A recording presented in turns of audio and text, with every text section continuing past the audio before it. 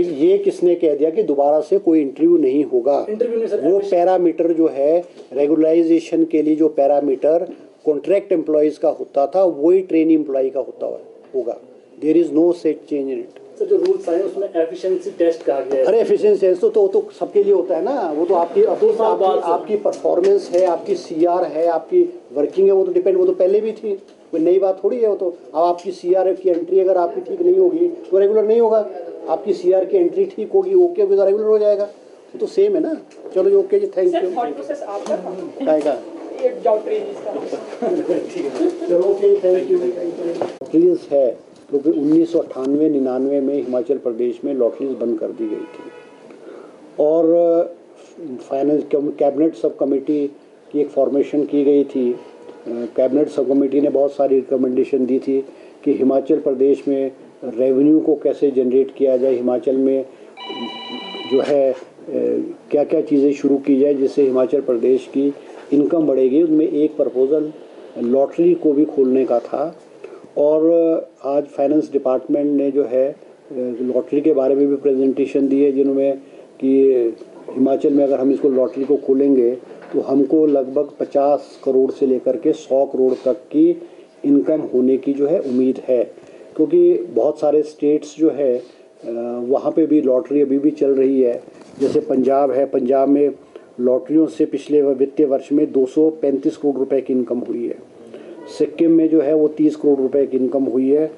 और बहुत जो बड़े स्टेट्स हैं जैसे केरला है, केरला में आप हैरान होंगे 13,582 करोड़ रुपए की इनकम एक साल में केरला में लॉटरी से होती है। तो ये इन चीज़ों को मद्देनजर रखते हुए लॉटरी जो है हिमाचल प्रदेश में दोबारा से खोलने के लिए कैबिनेट ने आज अनुमति प्रदान की है। ये टेंडर प्रोसेस से जो प्रोसेस है जो कि दूसरे स्टेट्स फॉलो करते हैं लॉटरीज़ को चलाने के लिए, उस प्रोसेस के आधार पे उस तरीके से हिमाचल प्रदेश में भी जो है लॉटरी चलाई जाएगी। इसके जो है चौथे दिन जो है मीटिंग हुई है, मुख्यमंत्री सुखविंदर सिंह सुक्खू जी की अध्यक्षता में मीटिंग हुई है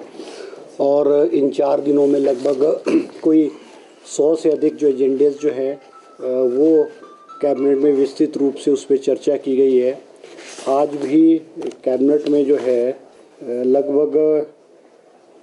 कोई 31 के करीब जो है इश्यूज़ जो है डिस्कशन के लिए आए थे, जिसमें कि जो महत्वपूर्ण है उनमें से सबसे पहला है कि हिमाचल प्रदेश में जैसे आपदा आई है और अभी हाल ही में मंडी में भी आई है, मंडी शहर में भी आई है और बहुत सारे लोग जो है बेघर हुए हैं। आज कैबिनेट ने जो रेवेन्यू डिपार्टमेंट का प्रपोज़ल था कि जो लोग बेघर हुए और उनके घर जो है कम्प्लीटली डैमेज्ड हैं और वो अपने घरों में नहीं रह पा रहे और उनको दूसरी जगह पे शेल्टर लेना पड़ रहा है, उस विषय में ग्रामीण क्षेत्रों में जो ऐसे व्यक्ति हैं, ऐसे परिवार हैं, उनको 5,000 रुपये महीने के हिसाब से उनको किराया दिया जाएगा सरकार द्वारा और शहरी क्षेत्रों में शहर में उनको जो है 10,000 रुपये प्रति माह के रूप में किराया दिया जाएगा। और ये स्कीम जो है ये 31 मार्च 2026 तक, जब तक वो उनके वो रीसेटल नहीं होते हैं तब तक ये स्कीम जो है कंटिन्यू है जो है की जाएगी। इसी के साथ कैबिनेट ने ट्राइबल एरियाज़ में जनजातीय विभाग में ट्राइबल एरिया भरमौर, पांगी और स्पीति में एक रिसर्च ऑफिसर के जो है क्लास 1 कैटेगरी के जो है पोस्ट जो है सैंक्शन किए हैं। आज क्योंकि कांगड़ा ज़िले में और बिलासपुर में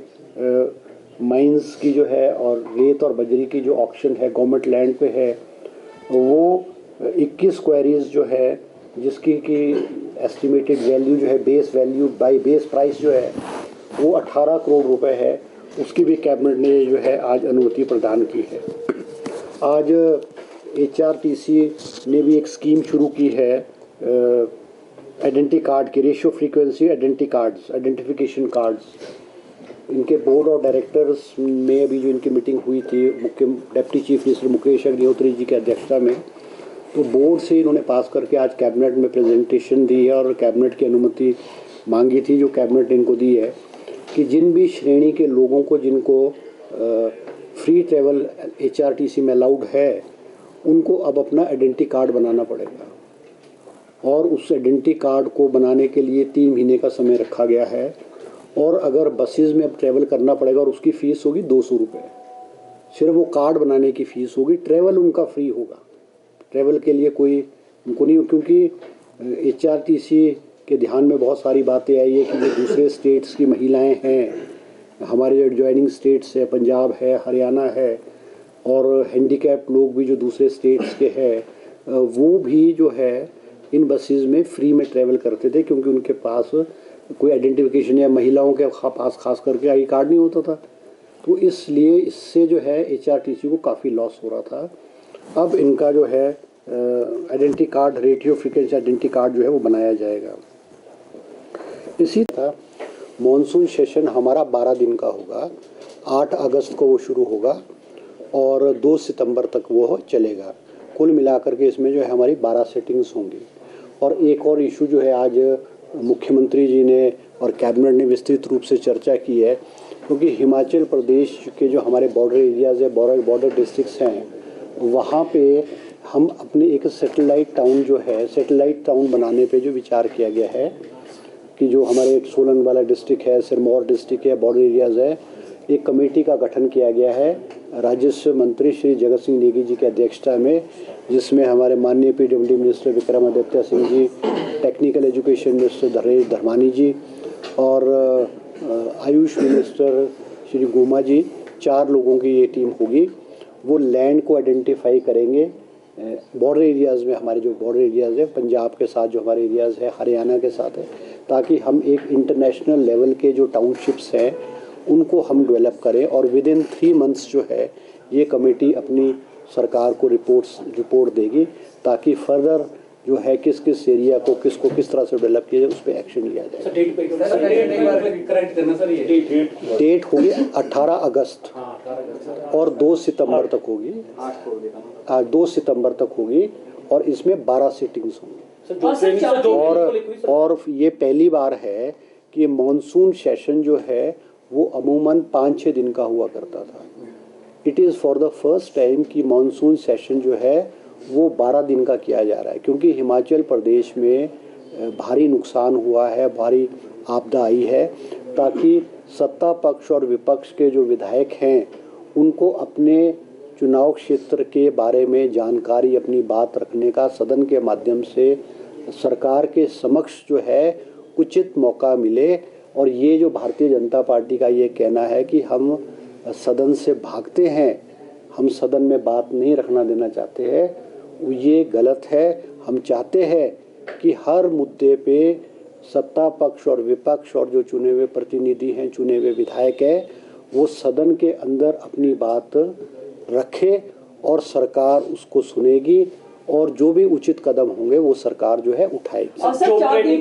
4 दिन की कैबिनेट बैठक है, इसके बारे में क्या शिमला में जो रोडवे बनने वाला है उसके बारे में कोई चर्चा नहीं। मैंने आपको देखो ऐसा है ना कि जो इश्यूज थे round about more than 100 issues थे।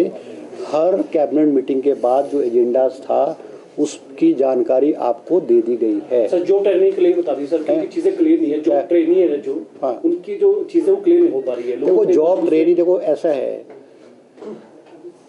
पहले क्या होता था, कोई पहले भी कौन सी रेगुलर नौकरी थोड़ी किसी कर्मचारी को मिलती थी, कॉन्ट्रैक्चुअल, वो इट वाज अ कॉन्ट्रैक्चुअल। पहले जब ये कॉन्ट्रैक्चुअल शुरू हुआ है, पहले 8 साल कॉन्ट्रैक्ट समय होता था, फिर उसको रिड्यूस करके 5 साल कर दिया, फिर उसको रिड्यूस करके 3 साल कर दिया, फिर उसको रिड्यूस करके 2 साल कर दिया है। सिर्फ जो है कॉन्ट्रैक्चुअल की जगह वो ट्रेनिंग किया गया है। जो ट्रेनिंग, ये वर्ड चेंज हुआ है, वो टर्म्स एंड कंडीशन नौकरी की, चाहे वो क्लास 1 होगी, क्लास 2 होगी, क्लास 3 होगी, क्लास 4 होगी, उसकी टर्म्स एंड कंडीशन में कोई चेंज नहीं है। अब जो IAS ऑफिसर्स है, IPS ऑफिसर्स है, IFS ऑफिसर है, इनको क्या बोलते हैं, इनको प्रोबेशन पे बोलते हैं, प्रोबेशन कहते हैं ना, for 3 years they are on probation. Same is the case here, सिर्फ only the word contractual has been changed, has been replaced by training. 2 साल बाद बात नहीं, कोई टेस्ट नहीं होने का। जो कंडीशन कॉन्ट्रैक्ट के एम्प्लॉयज़ की थी वही कंडीशन जो है ट्रेनी एम्प्लॉयज़ की होगी, कोई चेंज नहीं किया गया है। ये भारतीय जनता पार्टी और कुछ ऐसे तत्व हैं जो भ्रामक प्रचार जो है सरकार के खिलाफ और इस पॉलिसी के अगेंस्ट कर रहे हैं। और ये भी सरकार को इसलिए करना पड़ा क्योंकि कोर्ट के आदेश थे और उसमें जो सीनियरिटी पे झगड़ा पड़ रहा था, इस सारी चीज़ों को सॉर्ट आउट करने के लिए जो है कोर्ट के आदेशों के मुताबिक सरकार को, कैबिनेट को ये करना पड़ा है। इसमें जो टर्म्स एंड कंडीशन जो नौकरी की एम्प्लॉयज़ की होगी, ट्रेनी एम्प्लॉयज़ होगा, it will be same as contractual employees. उसमें कोई फ़र्क नहीं है, सिर्फ नाम चेंज किया गया है कॉन्ट्रैक्ट से ट्रेनी। ये हो रहा है जवान है क्योंकि होमगार्ड्स के जवान को पूरे साल उनको जो है जो ड्यूटी देने के लिए मौका नहीं मिलता है, कहीं 6 महीने, कहीं 8 महीने, कहीं 9 महीने। तो डिपार्टमेंट का प्रपोजल था कि एक्साइज डिपार्टमेंट में खास करके जैसे हमारे बॉटलिंग प्लांट्स है, डिस्टिलरीज है, ब्रूअरीज है, ये लगभग के करीब हिमाचल प्रदेश में 21 के करीब चीज़ है ऐसी ब्रूअरीज और ये बॉटलिंग प्लांट्स। वहाँ पे अब जो है होमगार्ड्स के जवान्स की डिप्लॉयमेंट की जाएगी और उनमें इलीगल शराब का जो मूवमेंट ना हो, इलीगल चीज़ों की एक्टिविटी ना हो, इसलिए होमगार्ड के जवान की डिप्लॉयमेंट की जाएगी। और उन होमगार्ड्स के जवान की जो सैलरी है वो उस यूनिट के लोग, उस यूनिट का जो मालिक है, उस यूनिट के जो लोग हैं वो उनकी सैलरी देंगे, ताकि हिमाचल प्रदेश में जो हमारे होमगार्ड के जवान हैं इनको नौकरी की अपॉर्चुनिटीज़ जो है वो ज़्यादा मिले। इसके अलावा सरकार ने जो है आज आशा वर्कर्स 290 पद जो है हेल्थ डिपार्टमेंट में आशा वर्कर्स के जो है वो स्वीकृत किए हैं नेशनल रूरल हेल्थ मिशन के तहत जो है, ताकि ग्रामीण क्षेत्रों में जो है स्वास्थ्य सेवाओं में और इम्प्रूवमेंट जो है लाई जा सके। ये पोस्टें अधिकांश जो है ज़्यादातर पोस्टें ट्राइबल एरियाज़ में, हार्ड एरियाज़ में या उन पंचायतों में जिनकी फॉर्मेशन पीछे नई पंचायतों की फॉर्मेशन हुई है, और जिन पंचायतों में आशा वर्कर्स नहीं है उन पंचायतों में आशा वर्कर्स की डिप्लॉयमेंट जो है वो की जाएगी। इसके अलावा जो है कैबिनेट ने लॉ डिपार्टमेंट में जो है 5 पद जो है अंग्रेज़ी लॉ ऑफिसर्स के 5 पद स्वीकृत किए हैं और 2 जो है लॉ ऑफिसर्स हिंदी के पद जो है जॉब ट्रेनी आधार पर जो है भरने का जो है आज कैबिनेट ने फैसला लिया है। इसके अलावा एक मर्सिडीज़ गाड़ी जो है हमारे माननीय राज्यपाल महामहिम राज्यपाल जी, उनकी जो गाड़ी है वो 5 साल से अधिक जो है उसका लाइफ हो चुकी है और as per protocols and as per the norms राज्यपाल की जो गाड़ी है वो 5 साल से ज़्यादा नहीं होनी चाहिए। उसको देखते हुए आज कैबिनेट ने जो है एक मर्सिडीज़ बेंज जो है जिसकी कीमत लगभग 92 लाख रुपए के करीब होगी, आज कैबिनेट ने जो है मर्सिडीज़ बेंज गाड़ी खरीदने की भी अनुमति प्रदान की है। इसके साथ जो है हमारे जो एजुकेशनल टेक्निकल एजुकेशन इंस्टीट्यूशन हैं, चाहे वो पॉलीटेक्निक के हैं, इंजीनियरिंग कॉलेज हैं या ITIs हैं, वहाँ पर हिमाचल प्रदेश के जो पॉलीटेक्निक्स हैं, इंडस्ट्रियल इंस्टीट्यूशन ट्रेनिंग्स हैं, वहाँ पे एक सीट जो है ऑर्फेन बच्चों के लिए जो है वो सैंक्शन की है। इसी के अलावा जो है और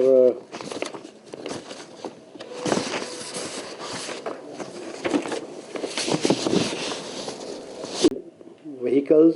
5 मोटरसाइकिल्स, क्योंकि एक हमारे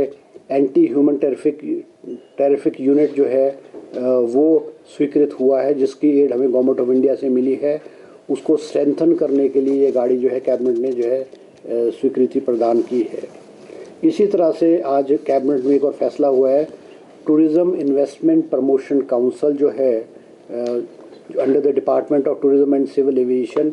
उसको भी क्रिएट करने का फैसला लिया है, जिसमें कि मुख्यमंत्री जी जो है वो उसके चेयरमैन होंगे, टूरिज़्म मिनिस्टर वाइस चेयरमैन होगा और अलग अलग डिपार्टमेंट्स के सभी लोग उसके मेंबर्स होंगे। और ये जो टूरिज़्म इन्वेस्टमेंट प्रमोशन काउंसिल बनेगी, ये क्योंकि टूरिज़्म के जो प्रोजेक्ट्स है, हमारे जो टूरिज़्म के होटल्स हैं या बड़े बड़े प्रोजेक्ट्स थे, कोई एक एजेंसी नहीं थी इसको मॉनिटर करने के लिए, कंट्रोल करने के लिए, सैंक्शन करने के लिए। और जो भी एजेंसीज जैसे अर्बन बॉडीज़ है, अर्बन डेवलपमेंट है, टीसीबी है, इनके जो अधिकारी हैं वो भी इसके मेंबर होंगे, ताकि जो प्रोजेक्ट्स हैं जिनकी वैल्यू 50 करोड़ रुपए से अधिक होगी हिमाचल प्रदेश में, उसकी स्वीकृति जो है टूरिज़्म इन्वेस्टमेंट प्रमोशन काउंसिल के माध्यम से जो है वो की जाएगी। एक और आज कैबिनेट ने फैसला किया है,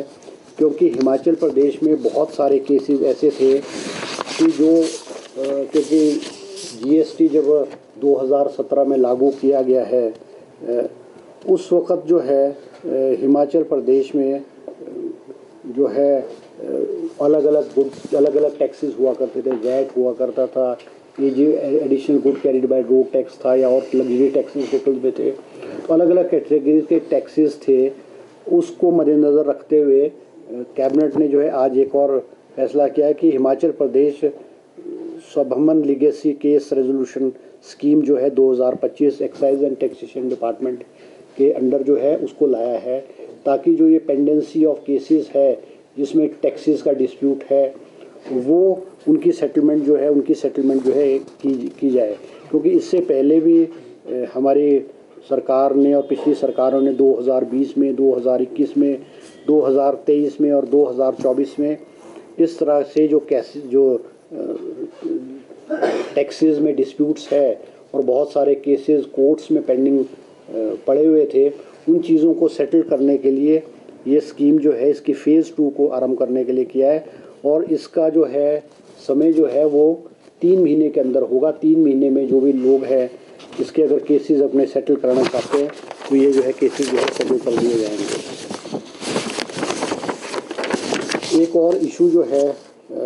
जो कैबिनेट के समक्ष जो है वो था कि हमारे जो म्यूनसिपल कॉरपोरेशंस हैं, ख़ास करके जो सोलन में है और हमारे पालमपुर में है, वहाँ पर पानी के जो टैक्सेस के कलेक्शन, पानी जो रेंट है, पानी के जो बिल्स हैं, उसकी कलेक्शन जो है 2 एजेंसी से की जाती थी। कुछ वार्ड्स में म्यूनसिपल कॉरपोरेशन टैक्सेस कलेक्ट करता था, कुछ वार्ड्स में आईपीएफ डिपार्टमेंट करता था। आज कैबिनेट ने फैसला किया है कि सोलन म्यूनसिपल कॉरपोरेशन और पालमपुर म्यूनसिपल कॉरपोरेशन में जो है पानी के जो बिल्स हैं वो एक एजेंसी जो कि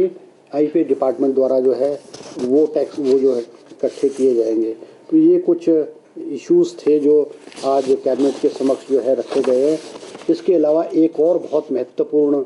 इशू जो है वो कैबिनेट के समक्ष था कि हमारे जो अर्बन बॉडीज़ है,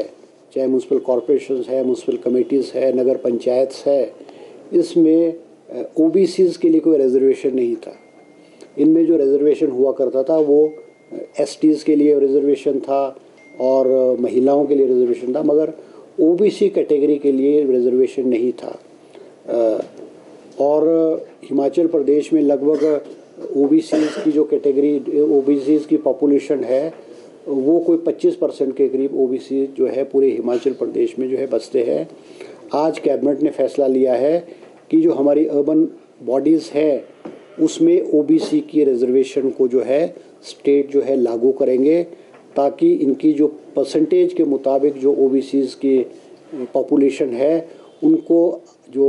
इंस्टीट्यूशंस है, जो हमारी जो संस्थाएं हैं, उनमें उनके हिसाब से इनको जो है इनके रिप्रेजेंटेशन जो है इन बॉडीज़ में जो है इनको मिले। तो ये कुछ इश्यूज़ थे। मैं अब अनुरोध करूंगा, विक्रमादित्य सिंह ने दौरा किया है जहां पर 4 लोगों की डेथ भी हुई और भारी नुकसान भी हुआ है, उस पर जो है विक्रमादित्य जी भी कुछ आपको समझ के बात रखें। पिछले कल मंडी जिला के जो हमारा सदर विधानसभा क्षेत्र है, वहाँ का जो ऐतिहासिक जेल रोड है और उसके साथ कुछ और इलाके भी, जो हमारा सरकारी अस्पताल है मंडी में, वहाँ पे हमने दौरा किया। और हमें दुख है इस बात का कि मंडी ज़िला में लगातार अलग अलग क्षेत्रों में, वैसे तो प्रदेश के और इलाकों में भी हुआ है, मगर इस बार का जो हमारा मानसून्स है उसमें स्पेसिफिक जो डिस्ट्रक्शन हो रही है वो मंडी ज़िला के अंदर हो रही है। और जिस तरीके से सिराज में ये सब चीज़ें घटनाएं हुई है, उसी तर्ज पे जो मंडी सदर में भी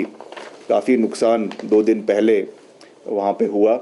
और मुख्यमंत्री जी से भी हमने इस बारे में चर्चा करी थी। उन्होंने मुझे पिछले कल वहाँ जाने के लिए कहा था और मैं वहाँ व्यक्तिगत रूप से मौके पे गया भी हूँ। और वहाँ पे करीबन 22 से 25 मकान जो है वो क्षतिग्रस्त हुए हैं। हालांकि भगवान की रहम से पूरे तरीके से वो क्षतिग्रस्त नहीं हुए हैं। उनका जो कईयों के लोअर फ्लोर्स है, कईयों के उसमें मकानों के नीचे वाले जो बेसमेंट सेक्शंस है उसमें बहुत भारी मात्रा में मलबा फंसने के कारण वहाँ पे काफ़ी नुकसान हुआ है और 3 लोगों की दुखद उसमें मृत्यु भी हुई है। तो उसमें मैंने आज सुबह डिप्टी कमिश्नर से भी बात करी और मुख्यमंत्री जी से भी निवेदन किया है, क्योंकि सारा जो उसमें रेस्क्यू ऑपरेशन है वो म्यूनिसिपल कॉरपोरेशन मंडी द्वारा करवाया जा रहा है। और पिछले कल भी उसमें कुछ डिमांड्स जो है वो फाइनेंशियल डिमांड्स रखी गई थी, क्योंकि काफ़ी वहाँ पे मशीनें, जेसीबी मशीन्स और आपके जो है रोबो मशीन्स वहाँ पे लगाई गई है और कुछ बड़ी चट्टानें भी वहाँ पर आई है मकानों के बीच में। उसको भी कंट्रोल्ड ब्लास्टिंग के माध्यम से उसको तोड़ने का प्रयास किया जा रहा है ताकि कम से कम नुकसान क्षेत्र के लोगों का हो। तो इन टोटलिटी हमारी सरकार की संवेदनाएं जो है वो प्रदेश के हर क्षेत्र के लोगों के साथ है और जहां पर भी क्षतिग्रस्त इलाके हैं उसके लिए मुख्यमंत्री जी और पूरी प्रदेश सरकार की जो कैबिनेट है लगातार उसके ऊपर चर्चा कर रही हैं। 3 दिन पहले जो कैबिनेट की बैठक हुई उसमें भी जो डिज़ास्टर से लेकर उसमें पूरी प्रेजेंटेशन भी हुई है और जो डिज़ास्टर मैनुअल है उसके तहत इन सभी इलाकों के लोगों को रिलीफ देने की बात भी की जा रही है। तो उसी तर्ज पे यहाँ के डिप्टी कमिश्नर जो है मंडी के वो उसकी रिपोर्ट बनाएंगे और जो वहाँ पे नुकसान क्षेत्र के लोगों को हो रहा है उसके लिए उनको जो है आने वाले समय में सहयोग भी जो वहाँ पे अफेक्टेड फैमिलीज़ है उनको देने का प्रयास जो है वो किया जाएगा। इसके साथ साथ मैंने एक विशेष निवेदन भी मुख्यमंत्री जी से भी किया है और जो हमारे रेवेन्यू मिनिस्टर है उनसे भी किया है कि जो आपदाएं आ रही है उसमें जो नुकसान हो रहा है वो एक बात है, वो तो दिख ही रहा है कि हर जगह पे ये चीज़ें हो रही है। प्रॉब्लम सड़कों की प्रॉब्लम्स है या कई जगहों पे जो हमारे नदी है, नाले हैं, उसमें सरकार अब महत्वपूर्ण कदम भी उठा रही है। टीसीपी जो हमारे नॉर्म्स है उनको जो है जगह जगह पे बदला भी जा रहा है ताकि नदी नालों के साथ हमारे अभी तो सरकारी भवन के लिए किया है, आने वाले समय में कमर्शियल इस्टेब्लिशमेंट्स है, प्राइवेट अकोमोडेशंस है, उनको भी एक लिमिटेड जो है आपके डिस्टेंस के साथ इन पे बनाने का प्रयास सरकार कर रही है। मगर हमें इसमें जो है early warning defence systems, early warning systems को भी लाने की आवश्यकता है और इसको भी हम आने वाले समय में, अभी मैं कुछ दिन पहले हमारा एक अर्बन डेवलपमेंट का एक कमेटी जो है वो जापान और साउथ कोरिया भी गए थे और पर्टिकुलरली इन्हीं चीज़ों की स्टडी करने के लिए गए थे। उसकी एक पूरी रिपोर्ट बनाकर भी हम सरकार को सौंपेंगे कि जिस तरीके से क्लाइमेट चेंजेस हो रहे हैं, ग्लोबल वार्मिंग हो रही है, इरेटिक रेनफॉल हो रहा है, जगह जगह पे एक ही जगह पे बहुत भारी मात्रा पे जो है क्लाउड बर्स्ट हो रहे हैं, इसके लिए हम कैसे एडवांस्ड टेक्नोलॉजी के माध्यम से जो है ये अपने जो है सिस्टम्स बनाएं जिससे एक जो हमारा डिस्ट्रिक्ट एडमिनिस्ट्रेशन है उसको उनकी जानकारी पहले से प्राप्त हो और वो वहाँ के कंसर्न लोगों को उसके बारे में जानकारी जो है वो दे सके। उस दृष्टि से भी हम इस पे कार्य करेंगे ताकि आपदाएं, हमें दुख है कि लगातार पिछले 3-4 साल से ये फिनोमेना पूरे प्रदेश के अंदर चला हुआ है, मगर पोस्ट डिज़ास्टर मैनेजमेंट एक बात है, मगर जो प्री डिज़ास्टर है, चाहे वो मिटिगेशन के स्तर है, चाहे उसमें और स्टेप्स उठाने की आवश्यकता है जिससे हम अपने लोगों को जागरूक कर सके, इस दृष्टि से भी सरकार जो है वो आने वाले समय में कार्य करेगी। तो मैं यही कहना चाहूँगा कि मंडी ज़िला में इस बारी जो बहुत नुकसान हुआ है, चाहे वो सिराज के अंदर है, चाहे वो मंडी अभी जो है सदर के अंदर हुआ है या धर्मपुर के अंदर हुआ है, करसोग के अंदर हुआ है, वहाँ पर हम पूरी मजबूती से सरकार ने, चाहे वो जेसीबी मशीन्स वहाँ पे लगानी है, पोकलेन मशीन्स लगानी है, हर तरीके से सड़कों को खोलने का प्रयास किया जा रहा है और दलगत राजनीति से ऊपर उठकर हम वहाँ के लोगों को पूरा सहयोग और समर्थन देने का प्रयास कर रहे हैं। केंद्र सरकार से भी यहाँ के विषयों को उठा रहे हैं ताकि केंद्र से भी जो मदद हमको मिले उसका भी हम सदुपयोग उस क्षेत्र के लोगों के लिए जो है वो कर सकें। ठीक है। मॉनसून सेशन को लेकर हाँ, जब मॉनसून सेशन के बारे में भी जो है जी के ध्यान में आया था कि बहुत सारे हमारे स्टेट में जो ये हैवी मशीनरीज है, LNT है, JCB है, या जो हमारे नेशनल हाईवेज़ और बड़े बड़े प्रोजेक्ट्स में जो हैवी मशीनरी वाली है, गाड़ियाँ हैं और मशीन्स है, वो बहुत सारी गाड़ियाँ जो है अनरजिस्टर्ड और बगैर नंबर के हिमाचल प्रदेश में जो है वो आती हैं और वो प्रोजेक्ट्स में काम करती है और उनके रजिस्ट्रेशन और उन पर नंबर भी नहीं होता है। मुख्यमंत्री जी ने इसमें जो है one time policy, one time legacy policy for construction of construction equipment vehicles के लिए जो है उसकी शुरुआत की है। ऐसी गाड़ियाँ, ऐसी व्हीकल्स जो है जिन्होंने रजिस्ट्रेशन नहीं कराया है उनको रजिस्ट्रेशन वन टाइम रिलैक्सेशन दे करके कि उसकी जो कॉस्ट है उस पे जो है 20% जो आपको वन टाइम सेटलमेंट फ़ीस देनी पड़ेगी और वो रेगुलराइज कर दी जाएगी। इसी को देखते हुए हिमाचल प्रदेश में जो और भी कोई गाड़ियाँ है जैसे स्कूटर्स है, कार्स है या और अदर व्हीकल्स है, वो भी हिमाचल प्रदेश में अगर किसी के पास अनरजिस्टर्ड है और उन्होंने अपनी गाड़ियों की रजिस्ट्रेशन नहीं कराई है, क्योंकि प्राइवेट व्हीकल्स हैं, वो वन टाइम सेटलमेंट में उसको अपनी रजिस्ट्रेशन गाड़ी की करा सकते हैं और जो गाड़ी की प्राइस होगी उसकी जो रजिस्ट्रेशन फ़ीस होगी उसकी 10% जो है वो सेटलमेंट फ़ीस जो है वो गवर्नमेंट जो है चार्ज करेगी। क्योंकि इस तरह की बहुत सारी व्हीकल्स हिमाचल प्रदेश में अलग अलग क्षेत्रों से, अलग अलग जगहों से जो कंप्लेंट्स भी आती हैं, कई बार वो एक्सीडेंट हो जाएगा या कुछ और हो जाएगा और फिर कंप्लेंट होती है और फिर वो आइडेंटिफिकेशन उन गाड़ियों की नहीं होती है और इस तरह की व्हीकल्स जो अनरजिस्टर्ड है उनके खिलाफ जो है स्टेट में जो है मुख्यमंत्री जी ने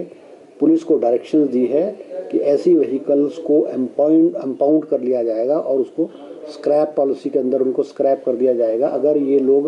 अपनी गाड़ी की रजिस्ट्रेशन नहीं करेंगे। इसी तरह से बंजार के एरिए में मुख्यमंत्री जी कुछ समय पहले कुल्लू ज़िले के बंजार एरिए में गए और वहाँ पे जो टीसीपी की कंडीशंस है कि भी 100 मीटर्स में कोई रोड, नेशनल हाईवेज और रोड्स में कंस्ट्रक्शन नहीं होगी, उस बारे में भी मुख्यमंत्री जी ने वो एक प्रपोजल आया था कि इसको 100 मीटर्स को रिलैक्स करके जो है कम किया जाए। तो वो मुख्यमंत्री जी को कैबिनेट ने अधिकार दिया है कि जितनी भी उचित होगी जो रिलैक्सेशन है वो जो है मुख्यमंत्री जी विचार विमर्श करके जो उसमें फैसला ले सकते हैं। इसके अलावा हिमाचल